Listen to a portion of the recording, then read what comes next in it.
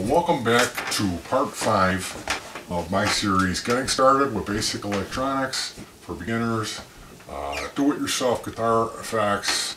The last part, the final video for reals, I promise this time, maybe. So when I first got started with this, one of my primary goals was I knew I was incapable of like designing my own circuit or reinventing the wheel. So I wanted to try to utilize the breadboard to put something together, combine some circuits, come up with something that sounded good enough to box up, and then try it out on my pedal board and see how it fared. Well, it's been a while. It took a while. I never would have imagined it. It was like 3 months. Now I did take a break. I wasn't doing this like 8 hours a day, but I never would have imagined it took as long as it did. I tried every combination of parts and circuits multiple times to end up where I'm at with it today. Hey, do you remember when I finished this thing up, Honey, the Petey 2 high gain fuzz? January 23rd, 2011. Photographic memory. So, the other day I did a video called The Great Fuzz Off, where I had like germanium fuzz face, Baldwin Burns Buzz-alike, the half op amp, half germanium version. I had a color sound, 1 knob silicon fuzz, and then this thing. I used the same gear, played the same notes, and edited those back to back. And I honestly, Pepsi Challenge, this was the winner. This was the one that I preferred. It is a little bit dark maybe for some people's taste, but I don't like sizzly fuzz. It's just perfect. And I was really surprised when I did that video, because I thought for sure, oh well, this is really going to be embarrassing, because you know, in my mind the fuzz face was going to take the cake by miles, and it was like, you know what, I did this by ear. I just did it what I wanted to hear, what I expected to hear. At the time, I didn't have any fuzz pedals. I had one, a germanium Maestro FC1, an original up in storage that I had tried like twice and I didn't like it. So this was just kind of like experimenting by ear what I liked, and what I liked turned out to be up against these other pedals was like, it was the best one as far as my personal preference went.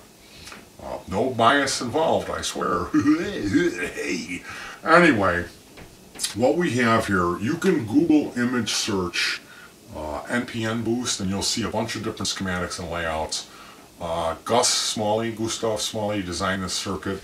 I built an LPB1 as well, and it's still in here, and I taste tested those, and I ended up much preferring, because of the frequency response, the NPN boost. And then Runoff Groove. Special thanks to the folks at Runoff Groove. It's just an incredible resource with sound clips too. Check them out. But especially Christian, or Hemmo, he designed the Bazz Fuss, and that's just an excellent circuit. There's all kinds of versions of that and layouts as well. So what I did with my breadboard, I pieced together, I ended up with, I had on the input coming in, there's an NPN boost, 3 Bazz Fuss stages, and then an LPB1 on the output. And it was, I liked the way it sounded. It was just crazy too much gain. It didn't have any real response or feel. It was just way too much. So after I came back to it, I set it off for a while. I did a kit, and when I came back, I ended up, you know, I thought, well, if these were 5 separate units, I wouldn't have them all wide open. So I trimmed some of the fat, and I put resistors. The value was 68K, 2 resistors in between each stage. So it comes in, there's the boost, a resistor, Bazz Fuzz, resistor, Bazz Fuzz, and then going out, I used a volume pot coming in on leg 1, and then coming out on leg 2 to the output. So that's how I wired that. Now, the NPN boost is stock, and it has a 5K pot that adjusts like the gain or kind of the distortion control, although it doesn't really clean up that much. It does have a good range, but minimum is still really fuzzed out. There's 2 stages of Bazz Fuss. Stage 2 is a stock 2N5088 transistor with a germanium 1N34A diode, And the first stage is a Darlington. That's like a really high gain transistor, an MPSA 13. I think Debbie ever uses those in some of her designs. Now, the clipping dial, that's what actually does the distorting on the first stage, is an LED. And that's like a really loud, lets a lot through, and it doesn't really distort much. Stage 2 is a germanium, and that typically, those choke off through like quiet. So this is backwards. You have the real powerful high gain transistor with the real loud letting a lot through on the first stage. And I would think that you would have like the quiet diode with the loud transistor. Do it that way. Well, I tried and it just doesn't sound good. With these, changing everything around, I found, well, it didn't do anything really unusual, like all of a sudden start octaving or, backwards. It was just, it went from sounding, different degrees of sounding good up to what I have here, which is the best of what I could get it. Which turns out when I did the fuzz off, it was indeed, I felt it was the best. So it's pretty cool. I'm really glad that I went through with this project and spent the amount of tweak time that I did. There's 3 capacitors. It's like about 20 components, including everything. There's 3 filtering capacitors in the circuit, and they're all 0.1 UF, 0.1 microfarad. If you feel it's a little dark, you could change the value of those. You could have it where more treble passes through the circuit, and then you could put a tone control, like a big muff where it just cuts the tone, or an active. Put a mid scoop on it. For me, I think honestly, if I was going to modify this, that's probably what I would do. I would open it up a little more treble, then put a tone control on it, like a big muff style or something. And I would probably end up setting it right where it is, maybe a little bit more treble. So thinking that way, I might just change the value of 1 or 2 of these capacitors a little higher. It was weird, if you say that a different type of capacitor in a circuit will sound different, people will start, their BSO meter starts going off. Well, it really did. Especially I had this one capacitor looked like a brownie. And, maybe it's because that wasn't actually a capacitor. It was like, a thermistor or a choke coil or something. I don't know. But that one capacitor really did make it sound different. And I ended up growing not so fond of that.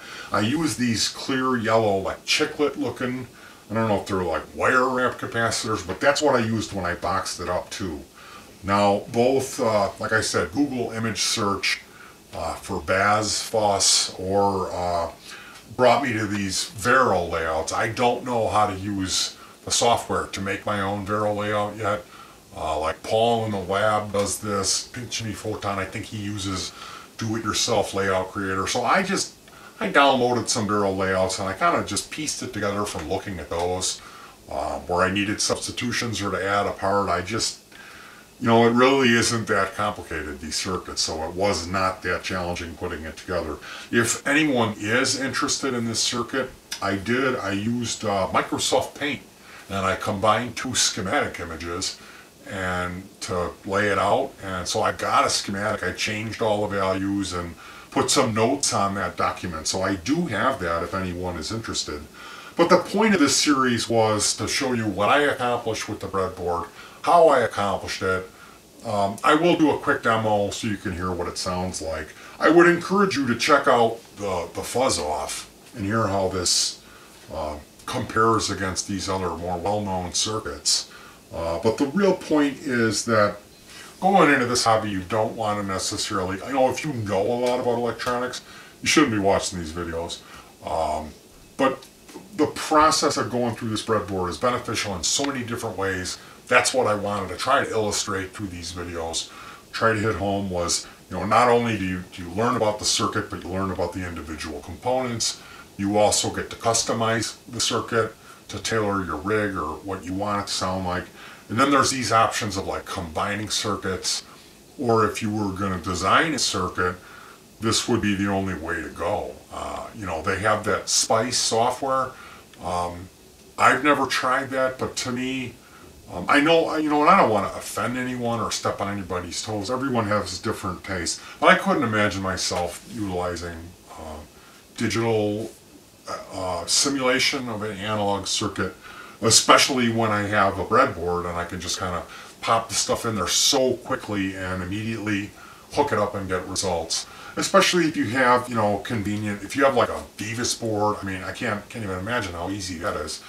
Utilizing little tricks and tools like this with the adapter clip and the battery, and seeing how affordable this stuff is, I really wanted to encourage people towards breadboarding rather than I think what would be the more typical approach to get a kit or buy a PCB or get some Vero as you go and just kind of bypass that step, which could be really important. At this point and where I'm going with this stuff, I want to get back into some breadboarding. I've got some ideas. There's some times where, you know, I get in a goofy mood mentally and I start thinking about this stuff and I'm like, boy, I bet that would work, you know. And the only way for me to accomplish, you know, finding out whether it would be to breadboard it. So hopefully I can get some of this other stuff out of the way and clone myself a few times. But anyway, enough of my yakking. You guys want to hear this thing? Yeah? No? Sorry, you're going to get to hear it anyway. What I did, I've got a YouTube video of my band playing at the woods, so I'm going to have that audio coming out. I'm just going to kind of play over it real quickly to roughly demonstrate this PD2 high gain fuzz. So, check it out. The PD2 high gain fuzz.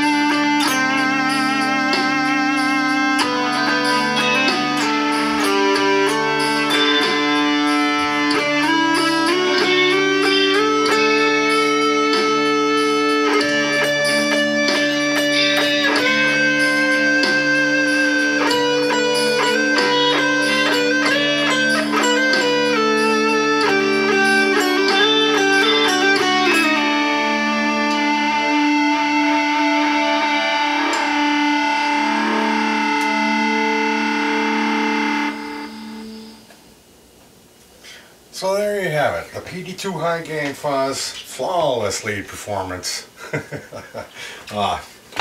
Thanks for joining me for at least this part of this series. I would encourage you to go back and check out the rest of it if this was the only part. You know, if you're already building pedals and all that, a lot of the information in this series probably wouldn't be very beneficial to you. This is like for beginners to get going. To encourage people to breadboard. I wanted to quickly talk about this guitar a little bit. We just got it for $9.99 at Goodwill.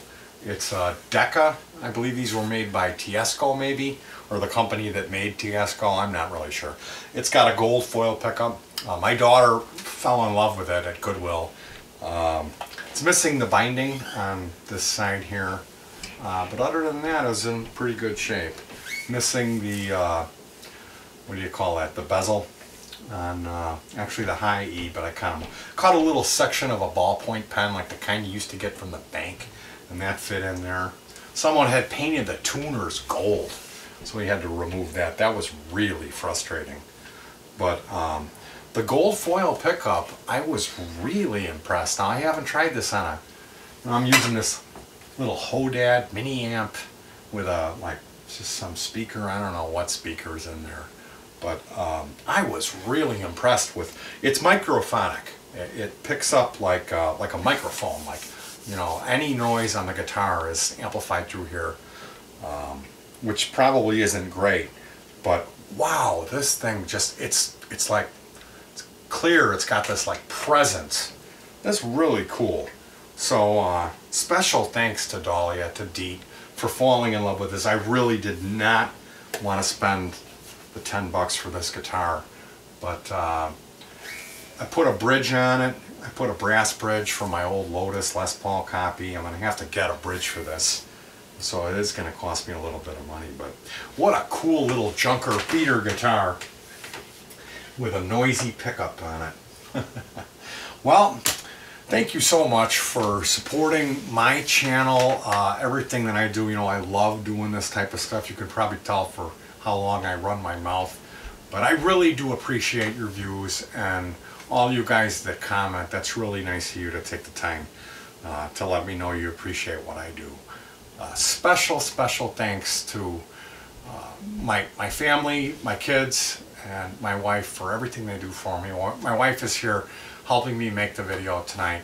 So thank you for your patience, Donna, and peace to all of you, and keep on hacking.